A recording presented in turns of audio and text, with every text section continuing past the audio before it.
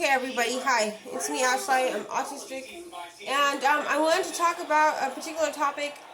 Sorry, I look like a troll, but I was just in the bathtub with my daughter, and she cut the bath time short. She lathered up half my hair with soap, and we haven't washed it out yet. So this is the real life in an autistic home, okay? Despite all those videos they show, it's not bad. It's just wild, okay? So here we are, the real deal. So I wanted to come on here real fast and talk about a topic. The topic is an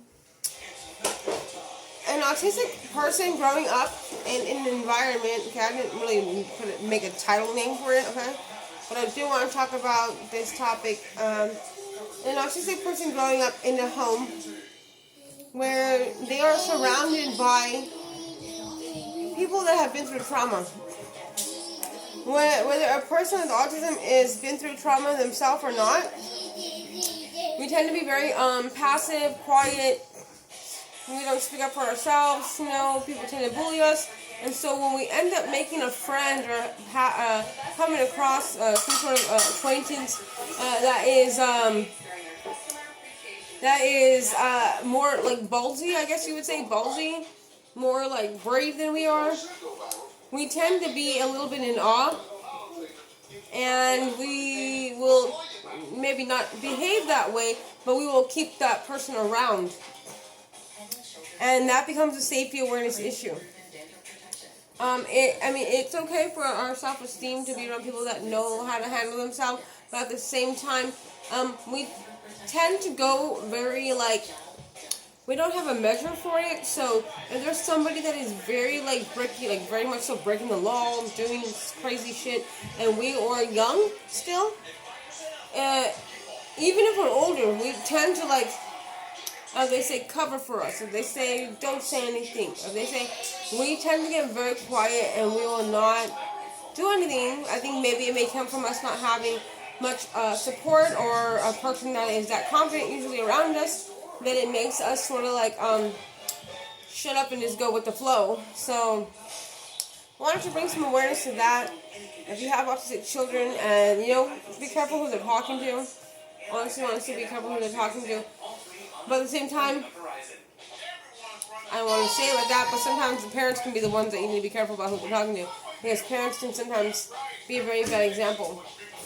So depending on the situation, I just want to say that we tend to make friends with people that are gutsy, and people that are, and a lot of times this happens, and I don't want to say it like this, but it's the truth. A lot of times we make friends with addicts and people that are up to trouble, because these people have burnt all their bridges. They have no one else to support them, and so they end up finding people like us, autistic people, and they end up befriending us, and because we're so kind and we give in, and we helpful, it ends up being a very bad concoction, I feel, because unless that person has a little bit of soul left in them, they're going to take complete advantage of us. So I do want to make it very clear for everybody that if you have autistic children, if you have autistic young youth, and if you are an autistic person yourself, an autistic adult, this still happens to us. So be aware that a lot of times, because we don't, I think a big part of us, that our hearts go out to people that have burnt all their bridges, is that we don't have any family support a lot of times, and a lot of times we're shunned from our own family because we're different.